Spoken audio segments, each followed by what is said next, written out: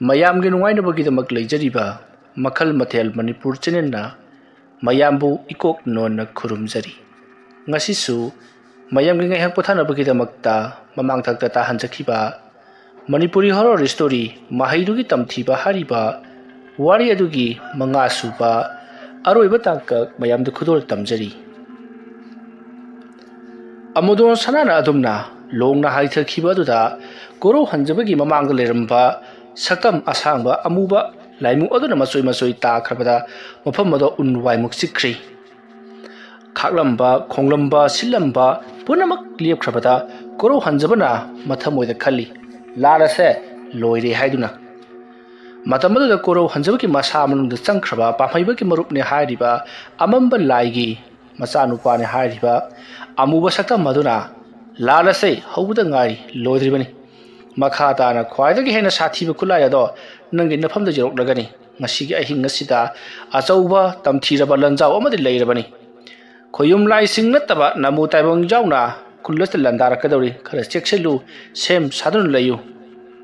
ꯋꯥꯐꯝ ꯑꯗꯨ ꯇꯥꯕꯗ ꯀꯣꯔꯧ ꯍꯟꯖꯕꯅ ꯀꯔꯤ ꯇꯧꯔꯛꯀꯗꯧꯔꯤꯕꯖꯥꯠꯅꯣ ꯍꯥꯏꯗꯨꯅ ꯅꯤꯡꯍꯟꯅꯔꯤ ꯀꯣꯔꯧ ꯍꯟꯖꯕꯒꯤ ꯈꯤꯇꯪ ꯀꯤꯔꯞ ꯇꯧꯕ ꯅꯤꯡꯍꯟꯅꯕ ꯃꯇꯧ ꯑꯗꯨꯗ ꯃꯥꯒꯤ ꯃꯁꯥ ꯃꯅꯨꯡꯗ ꯁꯥꯗꯣꯡꯗꯨꯅ ꯌꯥꯎꯔꯤꯕ ꯃꯃꯤ ꯑꯗꯨꯅ ꯀꯔꯤꯒꯤꯗꯃꯛꯇ ꯀꯤꯔꯤꯕꯅꯣ ꯅꯪꯒꯤꯗꯃꯛꯇ ꯑꯩ ꯂꯩꯔꯤ ꯍꯥꯏꯗꯨꯅ ꯄꯨꯛꯅꯤꯡ ꯊꯧꯒꯠꯂꯤ ꯑꯁꯣꯝꯗ ꯂꯩꯔꯤꯉꯩ ꯑꯁꯣꯝꯗꯅ ꯀꯝꯗꯧꯔꯤ ꯑꯃꯨꯗꯣꯟ ꯁꯅꯥ ꯂꯣꯡꯈꯥꯛ ꯂꯣꯡꯅ ꯂꯩꯔꯝꯕꯗꯒꯤ ꯋꯥꯈꯜ ꯇꯥꯔꯛꯇꯨꯅ ꯇꯞꯅ ꯑꯃꯨꯛ ꯐꯝꯃꯤ ꯃꯊꯃꯣꯏꯗ ꯁꯣꯜꯂꯤ ꯀꯔꯤꯁꯨ ꯂꯩꯇꯕ ꯅꯪꯒꯨꯝꯕꯅꯁꯨ ꯑꯩꯒꯤ ꯈꯨꯠꯂꯥꯏ ꯑꯗꯨꯕꯨ ꯃꯥꯡꯍꯟꯈ꯭ꯔꯕ ꯑꯩꯒꯤ ꯈꯨꯠꯂꯥꯏ ꯑꯗꯨꯗꯤ ꯃꯥꯡꯕ ꯌꯥꯗꯕ ꯑꯩꯅ ꯆꯦꯛꯁꯤꯟꯅ ꯊꯝꯕ ꯈꯨꯠꯂꯥꯏꯅꯤ ꯃꯗꯨꯕꯨ ꯑꯃꯨꯛ ꯇꯥꯁꯤꯟꯅꯔꯒ ꯅꯪꯒꯤ ꯅꯐꯝꯗ ꯂꯥꯟꯗꯥꯒꯤ ꯑꯗꯨꯒ ꯉꯁꯤꯒꯤ ꯅꯨꯃꯤꯠꯇ ꯂꯩꯀꯥꯏ ꯈꯨꯜ ꯑꯅꯤꯁꯤꯕꯨ ꯆꯤꯡꯊꯦꯛꯅꯍꯜꯂꯒ ꯈꯠꯅꯍꯜꯂꯒ ngasi numita lanjaw ma semkatuna lekai khul ani asibu yengthina hangi hatokna lagi khangani da wakal asi khalam naga amadon sanana mahaki oiba mangkhraba korau hanjabana tangkhai tana masoi thugai khraba mahaki laimu ki saktam sing adu amuk chungsan naba yamna kana honarakli mahagado phuk hogatuna yamna sathiba jagoi gi khuthek ama ulakli mahake makut masa amati masa do long thek tok tuna yamna ki wasakta mamada suma maton adu tawriba amati yumjai da muk changak tuna amuk tawriba singa do magi mama muhini loina mak jing du leiribani masa nupa du gya koibada amuba maikhu sing chabun masa do maikhu no bang ka duna inari badu su uri hek jing bada timu lai mu singna sawum naina amuba maikhu sing marak ta jagoi sabagumni kana gumana ka urabadi amudon sanase butni haiduna lauduna chenaraga da basaktamni mohini kirabusu kina masana toribado lona chepta athamak jenglibani imungodo maiga amada thandi pummam libani thaliba haibabu amudon sanana yamna pitakna kendal amak yumjai da thali asumna tawduna amudon sanana lai tainarakpada amudon sanado hanta mukti imungti hek changbaga kanagumba sawumbamana kaukthorpagum yamna sana kaukthorei mahaki yumlomdagi paithorliba sawummaduna amudon sana sumang aduda longkhrak longna tari amudon sanana karigino aina nangbu kaukthorba khonaraga aduk thina ingonda furibadi wahang aduda laimu aduna nangno aibu amu hana tasaknaba honariba karigino aingonda nangi oiba ikhen pigidabani aduga nangi oiba sadongdagi machet amasu pigidabani karigumba madu pidaba taragadi nangna haiba thabak amata ngasigi inkharoi wafam madu tabada amudon sanana kaidawsigi haiduna khali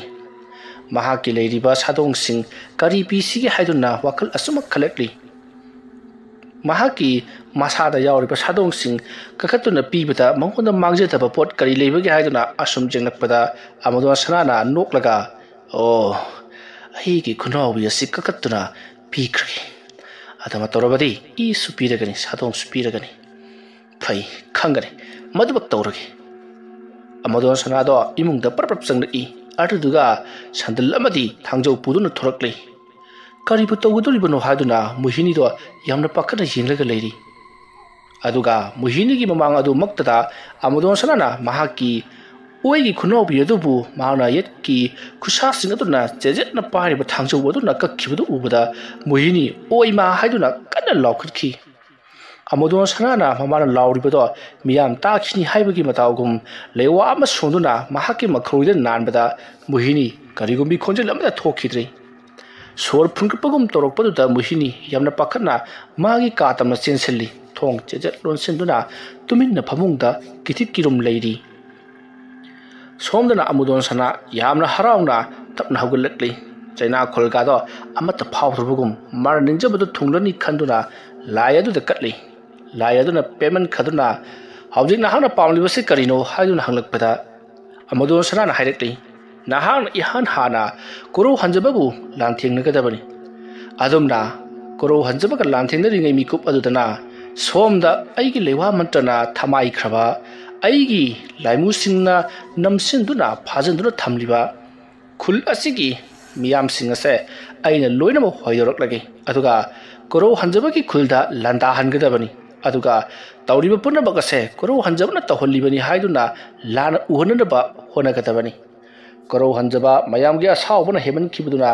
ꯃꯍꯥꯛꯄꯨ ꯇꯝꯊꯤꯅ ꯐꯨꯔꯒ ꯑꯣꯠ ꯅꯩꯗꯨꯅ ꯍꯥꯠꯇꯣꯛꯍꯟꯒꯗꯕꯅꯤ ꯅꯠꯇ꯭ꯔꯒꯅ ꯈꯨꯜ ꯑꯁꯤꯗꯒꯤ ꯌꯥꯝꯅ ꯂꯥꯞꯅ ꯇꯥꯟꯊꯣꯛꯈꯤꯅꯕ ꯍꯣꯠꯅꯒꯗꯕꯅꯤ ꯃꯗꯨ ꯄꯨꯝꯅꯃꯛ ꯅꯪꯒꯤ ꯗꯥꯏꯇ ꯑꯣꯏꯔꯣ ꯍꯧꯖꯤꯛꯇꯤ ꯅꯍꯥꯛꯅ ꯀꯣꯔꯧ ꯍꯟꯖꯕꯕꯨ ꯃꯥꯏꯊꯤꯕ ꯄꯤꯅꯕ ꯂꯥꯟꯊꯦꯡꯅꯔꯨꯔ ꯆꯠꯂꯨ ꯋꯥꯐꯝ ꯑꯗꯨ ꯇꯥꯕꯗ ꯑꯃꯗꯣꯟ ꯁꯅꯥꯒꯤ ꯃꯅꯥꯛꯇ ꯂꯩꯔꯝꯂꯤꯕ ꯂꯥꯏꯃꯨ ꯑꯗꯣ ꯍꯣꯏ ꯍꯥꯏꯗꯨꯅ ꯉꯁꯥꯏ ꯇꯧꯈꯤꯕꯗꯨꯒ ꯆꯞ ꯃꯥꯟꯅꯅ ꯑꯈꯥꯛ ꯑꯔꯥꯎ ꯅꯣꯡꯂꯩ ꯅꯨꯡꯁꯤꯠ ꯀꯌꯥꯒ ꯂꯣꯏꯅꯅ ꯉꯪꯗꯨꯅ ꯄꯥꯏꯈ꯭ꯔꯦ ꯃꯇꯝ ꯑꯗꯨꯗ ꯑꯁꯣꯝꯗꯅ ꯀꯝꯗꯧꯔꯤ ꯀꯣꯔꯧ ꯍꯟꯖꯕꯒꯤ ꯃꯁꯥꯗ ꯆꯪꯗꯨꯅ ꯁꯥꯗꯣꯡꯗꯨꯅ ꯂꯩꯔꯤꯕ ꯂꯥꯏꯃꯨ ꯑꯗꯨꯅ ꯍꯧꯖꯤꯛꯇꯤ ꯅꯪꯒꯤ ꯅꯐꯝꯗ ꯈ꯭ꯋꯥꯏꯗꯒꯤ ꯍꯦꯟꯅ ꯁꯥꯊꯤꯕ ꯈꯨꯠꯂꯥꯏ ꯑꯗꯣ ꯌꯧꯔꯛꯂꯦ ꯃꯁꯤꯕꯨ ꯉꯥꯛꯂꯤꯉꯩꯗ ꯅꯍꯥꯛꯀꯤ ꯈꯨꯜꯒꯤ ꯃꯤꯑꯣꯏꯁꯤꯡꯕꯨ ꯑꯃꯗꯣꯟ ꯁꯅꯥꯒꯤ ꯈꯨꯜꯗ ꯂꯩꯔꯤꯕ ꯃꯤꯁꯤꯡꯅ ꯇꯥꯟꯅꯗꯨꯅ ꯍꯥꯠꯀꯗꯧꯔꯤ ꯇꯨꯝꯃꯦ ꯇꯨꯝꯅ ꯍꯥꯠꯀꯅꯤ ꯆꯦꯟꯅ ꯍꯥꯠꯀꯅꯤ ꯑꯗꯨꯝꯅ ꯇꯧꯔꯤꯕ ꯊꯕꯛ ꯈꯨꯗꯤꯡꯃꯛ ꯑꯁꯤ ꯀꯣꯔꯧ ꯍꯟꯖꯕ ꯅꯍꯥꯛꯅ ꯇꯧꯍꯟꯕꯅꯤ ꯍꯥꯏꯗꯨꯅ ꯂꯥꯟꯅ ꯎꯍꯟꯅꯅꯕ ꯑꯃꯗꯣꯟ ꯁꯅꯥꯅ ꯊꯧꯔꯥꯡ ꯄꯨꯝꯅꯃꯛ ꯌꯥꯠꯄ ꯂꯣꯏꯈ꯭ꯔꯦ ꯑꯗꯨꯕꯨ ꯇꯧꯔꯤꯕꯁꯤꯡ ꯑꯁꯦ ꯅꯣꯡꯉꯥꯟꯗ꯭ꯔꯤꯉꯩꯒꯤ ꯃꯅꯨꯡꯗ ꯂꯣꯏꯁꯤꯜꯍꯧꯔꯕꯗꯤ ꯅꯍꯥꯛ ꯀꯔꯤꯃꯠꯇ ꯃꯥꯏꯊꯤꯕ ꯐꯪꯂꯣꯏ ꯅꯣꯡꯉꯥꯟꯕꯅ ꯍꯥꯟꯈ꯭ꯔꯕꯗꯤ ꯇꯧꯔꯤꯕ ꯈꯨꯗꯤꯡꯃꯛ ꯑꯁꯦ ꯅꯍꯥꯛꯅ ꯇꯧꯍꯜꯂꯤꯕꯅꯤ ꯍꯥꯏꯗꯨꯅ ꯂꯥꯟꯅ ꯁꯟꯗꯣꯛꯈ꯭ꯔꯒꯅꯤ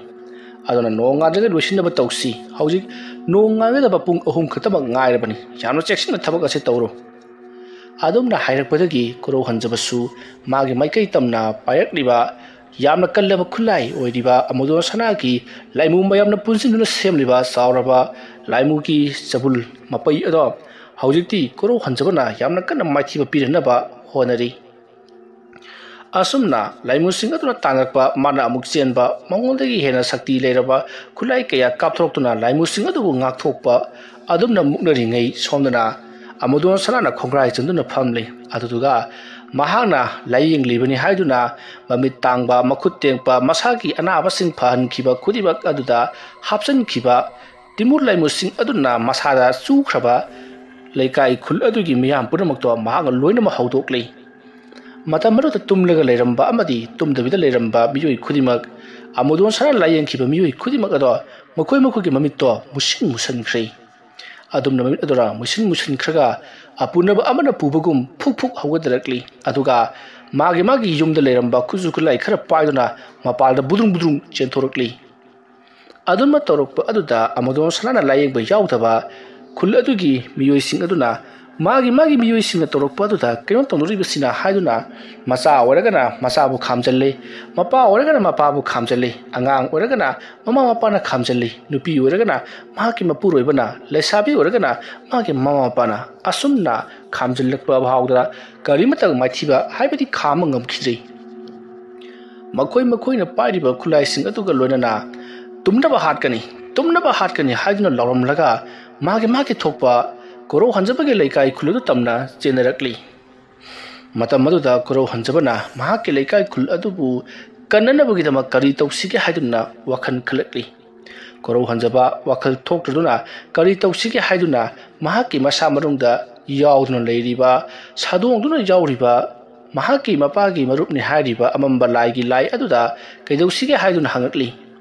मतम मदुदा अमंबा लाइगी मसा नुपा वरिबा लाइमु अदुना हाइरकली हौजिक नहांना फम मसिदा अकनबा नोंग चुहनगदबनी अदुगा नहांना अखाग अराव कया मफम थागदबनी aduma tawrabadi khulasta leriba mi punamak loina haugatnaragani adumna haugatnarabadi makoida misi mina thoklaroi adumna hairakpadagidi koro hanjabana su amodon sana thakliba lai adubu maithiba pinanaba lantheng mahana mafamduda akanba nong haithali khakpa lawba kayana miu pudamak khangprek khangalli uwa kaya porok tiekli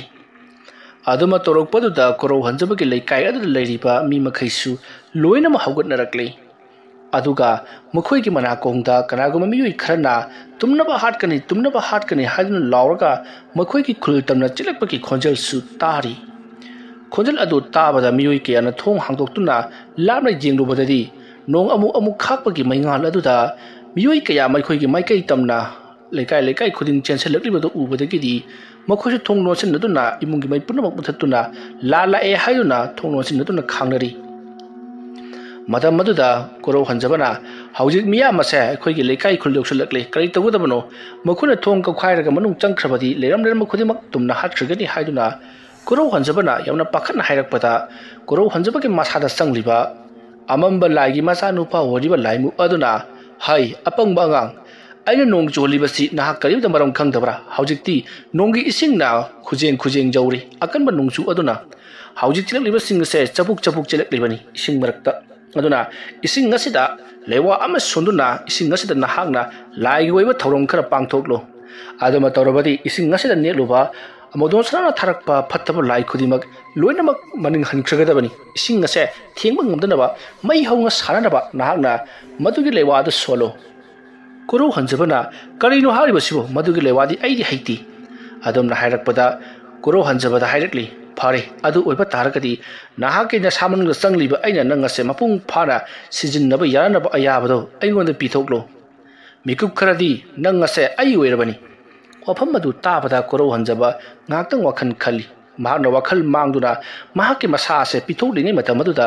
mahana gyan tarakpada kaidoromgadaba wakhal ase khallingai koro hanjabagi masada yauriba lai aduna haujik adumna khanbagi matam leitri kunglei thuro hairakpada koro hanjabana hoi phare haiduna makuta lewa ado solaga masada nanthakibadagi koro hanjaba gyan ngaukhri matam maruda koro hanjabada ngasaidagi toromdaba saktam mama tawthorakli mahaki masa punamak ado musankhri aduka mahaki maraibak adudasu musin muba mami matum mama chabak ona namlakli hariba marai baktaki namliba amuba sabak adagi maikhu lepa leitana biri thoraklibani aduga koro hanjabana magi makudu lewa khra solaga laibai aduda namthabada haibadi ising aduda jabok lupsallubada ising adugi manungda amubo mayamama jara ising aduda chaithokiduna haujik koro hanjabagi leikai tamna chenselakriba miyam sing aduna netkadoriba ising mayam sing aduda loinamak sandokri haujikti ising ado musin mukhrabani tanja asida nongsu mitmai pangbangdo makhai haitharibani asigumna haitharakpasida khudak aduta pukri khongmal pun mapungpa parabani khudakta ising ado khujengdaki khurai yaukhri asigumlaba ising asida amodon sana tharakpa magi lewa mantana sumhatkraba miyam sing masada lai jangnaba singaduna thang ten amadi khusukulai pajna chensin narakpa adudadi ising ado hek thengbaga makoi ising aduda satpang ngamduna maning khanduna makoi masem amaga ngarang higatna dun leiri asumna sangbadi ngamda mafam madaida koilau lauduna hatkani haiduna leiramba uwa amadi leirama polap khudima pangyanda yali angau aphaigum torokpa haibaduni matam maduda koro hanjabasu wakhal laklei mikup kharagi oina phajinkhibanina koro hanjabana wakhal tarakpada mahanga leliba ising ase musin muna pirik ngalaga leramba asida koro hanjabasu inga ngakchari adumna koro hanjabana malang tarang amada tawringai khanghodi amudon sanana tharakpa laimusingni yomsillaga semliba kuyom amadi sawum aduna koro hanjabagi thajinda thabada koro hanjaba isingi khuji amuk jawriba ising aduda chapung lawnga tasinduna ngaktang wakhal mangi tanja aduda amudon sanana tharakpa laimu aduna koro hanjababu nekhaiduna manghalage matagum chongchillakpada koro hanjabagi masa manungda yauduna leiriba mahaki mapa pamhaibagi marupni hariba aduna amukhana safonglaktuna yamna kanna mahaki makhutna khubak anina inthorakpada ꯑꯃꯣꯗꯣꯟ ꯁꯅꯥꯅ ꯊꯥꯔꯛꯄ ꯂꯥꯏꯃꯨ ꯑꯗꯣ ꯁꯟꯗꯣꯛꯇꯨꯅ ꯇꯥꯔꯤ ꯃꯗꯨꯒꯤ ꯃꯇꯨꯡꯗ ꯀꯣꯔꯧ ꯍꯟꯖꯕꯅ ꯐꯨꯛ ꯍꯧꯒꯠꯂꯛꯇꯨꯅ ꯃꯍꯥꯛꯀꯤ ꯑꯣꯏꯖꯕ ꯃꯩꯋꯥ ꯃꯟꯇ꯭ꯔ ꯀꯌꯥ ꯑꯃ ꯃꯊꯪ ꯁꯣꯜꯂꯛꯇꯨꯅ ꯑꯆꯧꯕ ꯀꯨꯌꯣꯝ ꯑꯃ ꯃꯉꯥꯜ ꯑꯃ ꯁꯦꯝꯂꯛꯂꯤ ꯍꯥꯏꯔꯤꯕ ꯏꯔꯪ ꯂꯪꯕ ꯌꯥꯝꯅ ꯆꯥꯎꯕ ꯕꯣꯜ ꯑꯃꯒꯨꯝꯅ ꯃꯉꯥꯜ ꯃꯇꯨꯝ ꯑꯃ ꯁꯦꯝꯂꯛꯂꯤꯕ ꯑꯁꯤꯗ ꯑꯃꯣꯗꯣꯟ ꯁꯅꯥꯅ ꯊꯥꯔꯛꯄ ꯂꯥꯏꯃꯨ ꯑꯗꯣ ꯆꯦꯟꯈꯤꯅꯕ ꯍꯣꯠꯅꯔꯛꯄꯗ ꯆꯦꯟꯊꯣꯛꯄ ꯉꯝꯗ꯭ꯔꯤ ꯑꯗꯨꯒ ꯀꯣꯔꯧ ꯍꯟꯖꯕꯅ ꯄꯨꯊꯣꯔꯛꯂꯤꯕ ꯆꯥꯎꯔꯕ ꯃꯇꯨꯝ ꯃꯉꯥꯜ ꯑꯗꯣ ꯈꯨꯗꯛꯇ ꯄꯨꯡ ꯀꯥꯏꯈꯤꯗꯨꯅ ꯍꯧꯖꯤꯛꯇꯤ ꯃꯇꯨꯝ ꯇꯥꯕ ꯄꯣꯠꯁꯛ ꯃꯥꯄꯟ ꯁꯦꯝꯈ꯭ꯔꯦ ꯍꯥꯏꯔꯤꯕ ꯃꯇꯨꯝ ꯇꯥꯕ ꯄꯣꯠꯁꯛ ꯃꯥꯄꯜ ꯑꯁꯦ ꯎꯔꯨ ꯎꯪꯗꯨꯅ ꯕꯣꯜ ꯃꯇꯨꯝ ꯇꯥꯕꯒꯨꯝ ꯎꯔꯨ ꯎꯪꯗꯨꯅ ꯂꯩꯔꯤꯕꯅꯤ ꯍꯥꯏꯔꯤꯕ ꯀꯣꯔꯧ ꯍꯟꯖꯕꯅ ꯄꯨꯊꯣꯛꯂꯤꯕ ꯃꯇꯨꯝꯁꯤꯡ ꯑꯁꯦ ꯐꯨꯠꯕꯣꯜꯃꯨꯛ ꯆꯥꯎꯔꯤꯕꯅꯤ ꯑꯁꯨꯝꯅ ꯀꯣꯔꯧ ꯍꯟꯖꯕꯒꯤ ꯃꯃꯥꯡꯗ ꯆꯀ꯭ꯔꯒꯨꯝꯅ ꯎꯔꯨ ꯂꯩꯔꯒ ꯂꯩꯔꯤꯕ ꯑꯁꯤꯗ ꯈꯪꯍꯧꯗꯦ ꯁꯣꯝꯗ ꯑꯃꯣꯗꯣꯟ ꯁꯅꯥꯅ ꯊꯥꯗꯣꯛꯂꯤꯕ ꯂꯥꯏ ꯑꯃꯗꯤ ꯑꯃꯣꯗꯣꯟ ꯁꯅꯥꯅ ꯃꯥꯒꯤ ꯃꯁꯥꯗ ꯑꯅꯥꯕꯁꯤꯡ ꯂꯩ ꯍꯥꯏꯗꯨꯅ ꯂꯥꯌꯦꯡꯕ ꯂꯥꯛꯄ ꯃꯤꯑꯣꯏꯁꯤꯡꯗ ꯍꯥꯞꯆꯤꯟꯈꯤꯕ ꯐꯠꯇ꯭ꯔꯕ ꯇꯤꯃꯨ ꯂꯥꯏꯃꯨꯁꯤꯡ ꯑꯗꯨ ꯑꯃꯗꯤ ꯅꯟꯗꯀꯦꯁꯣꯔꯅ ꯄꯤꯔꯝꯂꯕ ꯐꯠꯇ꯭ꯔꯕ ꯃꯍꯩ ꯑꯗꯨꯕꯨ ꯌꯥꯎꯔꯤꯕ ꯑꯃꯣꯗꯣꯟ ꯁꯅꯥꯒꯤ ꯃꯁꯥ ꯍꯥꯏꯔꯤꯕꯁꯤꯡ ꯑꯁꯤꯗꯒꯤ ꯌꯥꯝꯂꯕ ꯃꯩꯈꯨꯁꯤꯡ ꯃꯌꯥ ꯃꯅꯥꯇꯣꯟ ꯃꯅꯥꯀꯣꯡ ꯑꯃꯗꯤ ꯃꯀꯣꯛꯇꯒꯤ ꯂꯦꯞꯄ ꯂꯩꯇꯅ ꯃꯩꯈꯨꯁꯤꯡ ꯑꯗꯣ ꯖꯨꯔꯨ ꯆꯤꯡꯊꯣꯔꯛꯂꯤ ꯃꯈꯣꯏꯗꯒꯤ ꯆꯤꯡꯊꯣꯔꯛꯂꯤꯕ ꯃꯩꯈꯨꯁꯤꯡ ꯑꯗꯣ ꯀꯣꯔꯧ ꯍꯟꯖꯕꯅ ꯃꯍꯥꯛꯀꯤ ꯃꯃꯥꯡꯗ ꯁꯦꯝꯂꯤꯕ ꯆꯀ꯭ꯔꯒꯨꯝꯅ ꯎꯪꯂꯤꯕ ꯃꯇꯨꯝ ꯇꯥꯕ ꯑꯔꯪꯕꯁꯤꯡ ꯑꯗꯨꯒꯤ ꯃꯔꯛꯇ ꯑꯁꯨꯝ ꯆꯤꯡꯁꯤꯟꯈ꯭ꯔꯦ ꯑꯃꯣꯗꯣꯟ ꯁꯅꯥꯒꯤ ꯃꯁꯥꯗꯒꯤ ꯑꯃꯨꯕ ꯃꯩꯈꯨ ꯃꯌꯥꯝ ꯑꯃ ꯊꯣꯛꯈꯤꯕ ꯑꯁꯤꯗ ꯃꯍꯥꯛꯁꯨ ꯏꯉꯛꯉꯛꯄꯒꯨꯝ ꯇꯧꯔꯤ ꯑꯗꯨꯒ ꯑꯃꯣꯗꯣꯟ ꯁꯅꯥꯅ ꯊꯥꯗꯣꯔꯛꯂꯤꯕ ꯂꯥꯏ ꯀꯌꯥꯅ ꯐꯠꯇ꯭ꯔꯕ ꯇꯤꯃꯨ ꯂꯥꯏꯃꯨ ꯀꯌꯥꯅ ꯌꯣꯝꯁꯤꯜꯂꯒ ꯀꯨꯌꯣꯝ ꯑꯃ ꯑꯣꯏꯅ ꯁꯦꯝꯈꯤꯕ ꯂꯥꯏꯃꯨ ꯇꯤꯃꯨꯁꯤꯡ ꯑꯗꯨꯁꯨ ꯎꯐꯨꯜ ꯋꯥꯏꯐꯨꯜ ꯑꯣꯟꯗꯨꯅ ꯑꯃꯨꯕ ꯃꯩꯈꯨꯁꯤꯡ ꯑꯣꯟꯗꯨꯅ ꯆꯤꯡꯁꯤꯟꯕ ꯍꯧꯔꯛꯂꯤ ꯑꯗꯨꯗꯨꯒ ꯅꯥꯀꯜ ꯑꯃꯗꯅ ꯑꯃꯣꯗꯣꯟ ꯁꯅꯥꯅ ꯀꯣꯔꯧ ꯍꯟꯖꯕꯒꯤ ꯂꯩꯀꯥꯏꯗ ꯂꯥꯟꯗꯥꯅꯅꯕꯒꯤꯗꯃꯛꯇ ꯊꯥꯈꯤꯕ ꯍꯤꯡꯆꯥꯏ ꯌꯥꯏꯇꯝꯕꯒꯨꯝꯅ ꯑꯣꯟꯈ꯭ꯔꯕ ꯃꯤꯑꯣꯏꯁꯤꯡ ꯑꯗꯨꯒꯤ ꯃꯁꯥꯗꯒꯤꯁꯨ ꯑꯃꯨꯕ ꯃꯩꯈꯨꯁꯤꯡ ꯃꯁꯥꯗꯒꯤ ꯖꯤꯔꯤ ꯊꯣꯛꯂꯛꯇꯨꯅ ꯀꯣꯔꯧ ꯍꯟꯖꯕꯅ ꯁꯦꯝꯂꯤꯕ ꯖꯒꯣꯔꯒꯤ ꯆꯀꯔ ꯑꯗꯨꯗ ꯑꯁꯨꯝ ꯆꯤꯡꯁꯤꯟꯈꯤ ꯃꯇꯝꯁꯦ ꯅꯣꯡꯁꯨ ꯈꯔ ꯉꯥꯟꯊꯣꯔꯛꯂꯕꯅꯤ ꯑꯔꯥꯞꯄꯗ ꯑꯃꯗꯤ ꯑꯅꯛꯄꯗ ꯂꯩꯕ ꯌꯦꯟꯁꯤꯡ ꯈꯣꯡꯕ ꯍꯧꯅꯔꯛꯂꯕꯅꯤ ꯑꯗꯨꯝꯅ ꯇꯧꯔꯛꯄ ꯑꯁꯤꯗ ꯁꯣꯝꯗ ꯀꯣꯔꯧ ꯍꯟꯖꯕꯗꯣ ꯄꯥꯈꯠꯄꯁꯨ ꯄꯣꯛꯂꯤꯕꯅꯤ ꯃꯇꯧ ꯑꯁꯨꯝꯅ ꯃꯩꯈꯨꯁꯤꯡ ꯑꯗꯣ ꯖꯨꯔꯨ ꯑꯁꯨꯝ ꯆꯤꯡꯁꯤꯜꯂꯛꯄꯅ ꯍꯧꯖꯤꯛꯇꯤ ꯃꯩꯈꯨꯁꯤꯡ ꯑꯗꯣ ꯃꯄꯨꯡ ꯐꯥꯅ ꯆꯤꯡꯁꯤꯟꯈ꯭ꯔꯤ ꯑꯗꯨꯝꯅ ꯍꯦꯛ ꯆꯤꯡꯁꯤꯟꯕ ꯂꯣꯏꯔꯕ ꯃꯇꯨꯡꯗ ꯉꯁꯥꯏ ꯑꯆꯧꯕ ꯃꯇꯨꯝ ꯇꯥꯕ ꯑꯩꯔꯪ ꯂꯪꯕ ꯄꯣꯠꯁꯛ ꯑꯃ ꯁꯦꯝꯈꯤꯕꯗꯣ ꯑꯃꯨꯛ ꯍꯟꯅ ꯍꯥꯏꯔꯤꯕ ꯕꯣꯟ ꯃꯆꯥꯁꯤꯡ ꯑꯗꯨ ꯄꯨꯟꯁꯤꯜꯂꯒ ꯑꯃꯨꯛ ꯁꯦꯝꯂꯛꯂꯤ ꯑꯗꯨꯝꯅ ꯁꯦꯝꯂꯕ ꯃꯇꯨꯡꯗ ꯇꯞꯅ ꯑꯁꯨꯝ ꯄꯤꯁꯤꯜꯂꯛꯇꯨꯅ ꯍꯧꯖꯤꯛꯇꯤ ꯃꯄꯨꯡ ꯐꯥꯅ ꯄꯤꯛꯁꯟꯈ꯭ꯔꯤ ꯋꯥꯔꯛꯇ ꯄꯥꯟꯕ ꯇꯌꯥꯜꯒꯨꯝꯅ ꯄꯤꯛꯁꯟꯈ꯭ꯔꯕ ꯃꯇꯨꯡ ꯑꯃꯨꯕ ꯃꯇꯨꯝ ꯇꯥꯕ ꯄꯣꯜ ꯑꯃꯒꯨꯝ ꯑꯣꯟꯈ꯭ꯔꯤ ꯇꯥꯟꯖꯥ ꯑꯗꯨꯗ ꯀꯣꯔꯧ ꯍꯟꯖꯕꯒꯤ ꯃꯁꯥꯗꯒꯤ ꯃꯥꯒꯤ ꯃꯄꯥ ꯏꯕꯨꯡꯉꯣ ꯄꯥꯝꯍꯩꯕꯒꯤ ꯃꯃꯥꯟꯅꯕꯅꯤ ꯍꯥꯏꯕ ꯑꯃꯝꯕ ꯂꯥꯏꯒꯤ ꯃꯆꯥꯅꯨꯄꯥꯗꯣ ꯊꯣꯔꯛꯂꯤ ꯑꯗꯨꯒ ꯍꯥꯏꯔꯛꯂꯤ ꯀꯣꯔꯧ ꯍꯟꯖꯕ ꯁꯤꯗꯒꯤꯗꯤ ꯄꯨꯝꯅꯃꯛ ꯆꯥꯏꯐꯔꯒꯅꯤ ꯑꯃꯣꯗꯣꯟ ꯁꯅꯥ ꯑꯃꯗꯤ ꯑꯃꯣꯗꯣꯟ ꯁꯅꯥꯅ ꯊꯥꯔꯛꯄ ꯃꯤꯑꯣꯏ ꯈꯨꯗꯤꯡꯃꯛ ꯃꯈꯣꯏꯅ ꯇꯧꯈꯤꯕꯁꯤꯡ ꯑꯗꯣ ꯂꯣꯏꯅꯃꯛ ꯀꯥꯎꯈ꯭ꯔꯒꯗꯕꯅꯤ ꯀꯔꯤ ꯇꯧꯈꯤꯕꯅꯣ ꯍꯥꯏꯕ ꯃꯈꯣꯏ ꯀꯔꯤꯃꯠꯇ ꯒ꯭ꯌꯥꯟ ꯇꯥꯔꯔꯣꯏ ꯑꯌꯨꯛ ꯑꯉꯟꯕꯁꯤꯗ ꯃꯈꯣꯏ ꯆꯨꯝꯅ ꯍꯛꯆꯥꯡ ꯍꯥꯖꯤꯟꯒꯤ ꯑꯌꯨꯛꯇ ꯀꯣꯏꯔꯛꯄꯕꯨ ꯅꯤꯡꯒꯗꯧꯔꯤꯕꯅꯤ ꯑꯗꯨꯒ ꯉꯔꯥꯡ ꯑꯍꯤꯡ ꯀꯔꯤꯅꯣ ꯍꯥꯏꯐꯝ ꯈꯪꯗꯕ ꯑꯈꯥꯛ ꯑꯔꯥꯎꯒꯨꯝꯕ ꯂꯥꯏꯒꯤ ꯑꯣꯏꯕ ꯁꯥꯍꯨꯝ ꯑꯃ ꯐꯪꯈ꯭ꯔꯤ ꯁꯥꯍꯨꯝ ꯑꯗꯨꯅ ꯃꯈꯣꯏ ꯃꯤꯀꯨꯞ ꯈꯔ ꯋꯥꯟꯊꯔꯨꯕꯅꯤ ꯍꯥꯏꯗꯨꯅ ꯈꯟꯈ꯭ꯔꯒꯗꯕꯅꯤ ꯄꯨꯝꯅꯃꯛꯁꯤꯡ ꯑꯁꯤ ꯅꯤꯡꯁꯤꯡꯒꯗꯕꯗꯤ ꯅꯍꯥꯛꯅꯤ ꯃꯔꯝ ꯑꯗꯨꯅ ꯅꯍꯥꯛꯅ ꯃꯁꯤꯕꯨ ꯅꯤꯡꯁꯤꯡꯉꯦ ꯍꯥꯏꯗꯨꯅ ꯀꯅꯥ ꯑꯃꯠꯇꯗ ꯍꯥꯏꯗꯣꯛꯄ ꯌꯥꯗꯦꯀꯣ ꯅꯪꯅ ꯍꯦꯛ ꯁꯤꯔꯕ ꯐꯥꯎꯕꯗ ꯍꯥꯏꯗꯣꯛꯄ ꯌꯥꯗ꯭ꯔꯕ ꯋꯥꯐꯝꯅꯤ ꯑꯗꯨꯒ ꯑꯃꯣꯗꯣꯟ ꯁꯅꯥ ꯍꯧꯖꯤꯛꯇꯤ ꯏꯆꯝ ꯆꯝꯕ ꯇꯥꯏꯕꯪ ꯃꯤꯑꯣꯏꯕ ꯍꯥꯏꯕꯗꯣ ꯑꯣꯏꯔꯕꯅꯤ ꯑꯗꯨꯅ ꯅꯍꯥꯛꯅ ꯑꯃꯣꯗꯣꯟ ꯁꯅꯥꯒꯤ ꯃꯅꯥꯛꯇ ꯆꯠꯇꯨꯅ ꯑꯐꯕ ꯃꯔꯨꯞ ꯑꯃ ꯁꯦꯝꯒꯠꯂꯣ ꯃꯍꯥꯛꯀꯤ ꯄꯨꯛꯅꯤꯡ ꯂꯧꯁꯤꯡ ꯋꯥꯈꯟꯕꯨ ꯅꯍꯥꯛꯅ ꯇꯥꯍꯟꯗꯨꯅ ꯅꯪꯅ ꯃꯥꯕꯨ ꯅꯨꯡꯁꯤꯅ ꯆꯥꯟꯅ ꯂꯣꯏꯅꯒꯗꯕꯅꯤ ꯐꯔꯦ ꯑꯗꯣ ꯍꯧꯖꯤꯛꯇꯤ ꯅꯣꯡꯉꯥꯜꯂꯛꯂꯒꯗꯕꯅꯤꯅ ꯑꯩꯁꯨ ꯆꯠꯂꯒꯦ ꯋꯥꯐꯝ ꯑꯁꯤꯒꯤ ꯃꯇꯥꯡꯗ ꯅꯍꯥꯛ ꯀꯅꯥ ꯑꯃꯠꯇ ꯍꯥꯏꯗꯣꯛꯄ ꯌꯥꯔꯣꯏꯀꯣ ꯑꯗꯨꯒ ꯅꯪꯒꯤ ꯃꯍꯩꯁꯨ ꯁꯤꯖꯤꯟꯅꯕ ꯌꯥꯔꯣꯏ ꯑꯩ ꯆꯠꯂꯦ ꯑꯁꯨꯝꯅ ꯍꯥꯏꯔꯝꯂꯒ ꯄꯥꯝꯍꯩꯕꯒꯤ ꯃꯔꯨꯞꯅꯤ ꯍꯥꯏꯔꯤꯕ ꯑꯃꯝꯕ ꯂꯥꯏꯒꯤ ꯃꯆꯥꯅꯨꯄꯥ ꯑꯗꯣ ꯃꯐꯝ ꯑꯗꯨꯗꯒꯤ ꯃꯥꯡꯈ꯭ꯔꯤ ꯀꯣꯔꯧ ꯍꯟꯖꯕꯅ ꯃꯥꯁꯨ ꯉꯁꯥꯏ ꯃꯈꯩ ꯇꯧꯔꯤꯕꯁꯤꯡ ꯑꯗꯣ ꯋꯥꯔꯗꯨꯅ ꯁꯣꯔ ꯁꯥꯡ ꯍꯣꯟꯗꯣꯛꯂꯒ ꯐꯝꯂꯤ ꯏꯁꯤꯡ ꯃꯔꯛ ꯑꯗꯨꯗ ꯃꯗꯨꯒꯤ ꯃꯇꯨꯡ ꯅꯣꯡꯁꯨ ꯇꯞꯅ ꯉꯥꯟꯊꯣꯔꯛꯂꯤ ꯍꯥꯏꯕꯒ ꯇꯧꯕꯒ ꯑꯃꯣꯗꯣꯟ ꯁꯅꯥꯁꯨ ꯋꯥꯈꯜ ꯇꯥꯔꯛꯂꯤ ꯃꯥꯅ ꯒ꯭ꯌꯥꯟ ꯇꯥꯔꯛꯄꯗ ꯁꯨꯃꯥꯡ ꯑꯁꯤꯗ ꯍꯤꯞꯂꯒ ꯂꯩꯔꯝꯃꯤ ꯑꯗꯨꯒ ꯃꯍꯥꯛꯀꯤ ꯃꯈꯨꯠ ꯑꯗꯨꯁꯨ ꯌꯥꯝꯅ ꯅꯥꯏ ꯍꯥꯏꯗꯨꯅ ꯌꯦꯡꯂꯨꯕꯗ ꯃꯍꯥꯛꯀꯤ ꯃꯈꯨꯠ ꯈꯨꯠꯁꯥ ꯈꯨꯠꯅꯥꯎꯄꯤ ꯑꯗꯨ ꯌꯥꯎꯔꯝꯗꯕ ꯑꯗꯨꯗ ꯅꯥꯔꯗꯨꯅ ꯀꯟꯅ ꯂꯥꯎꯔꯛꯏ Matam maruda mama buhini su chentorakli. Aduga kedorage haiduna hanglubada mahaki makut ase tatkre ngarang tusan badagi rakhangdi aina mapanda kamai leramibano haiduna hangi.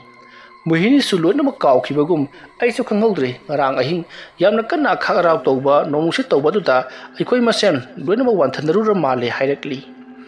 Aduga khudakta amadon sanapu hospital da puduna laikat nakri makut asopatu gidamakta. Aduga amadon sanana tharakiba miyoising adusu leimaida wanthaduna leirambadagi loina ma hawgatarakli makoi punamakna khalibasi ngarang nonungsit achouba ama tawkhibaduna makoi bu chenduna puraklibani aikoina wakhal mangluraga mafam ma taramliba sisu nonglai nungsit singaduna cheluribani haiduna khadakhi matau asomna matam mado hawkhri hata ama hawkhibaduna tha ama hawkhri tha humu hawkhraba matungda Koro hanjaba amadon sana ki manakta laktuna marup sanarari. Nukti khuding ge sanaminaba amati wari watai sanarapkadagi yama nuksiba marup ama haibato oimin nakhi. Matawa sumna amadon sana amati koro hanjaba do yama luna tinaba marup mapa ama haibato oiki. Atuga leikai khuladu dasu makha tana asigumlaba laigwaiba akanba sawumsing amatta phangkhidre. Mathang manau kaidana chathajarakliba Lai maiba hariba wari adugi season 2 oiriba mahaidugi tamthiba hariba wari asi matang aswaida loisenjari wari asibu thabirakhiba aigi marup athoibabu haringai leitana thagachari matong tarakpadasu nungai ba wari kaya amuk mayang yefomda muk puduna lakchagi ngasigi damakadi mayambu aroibada amuka hanna khurumjari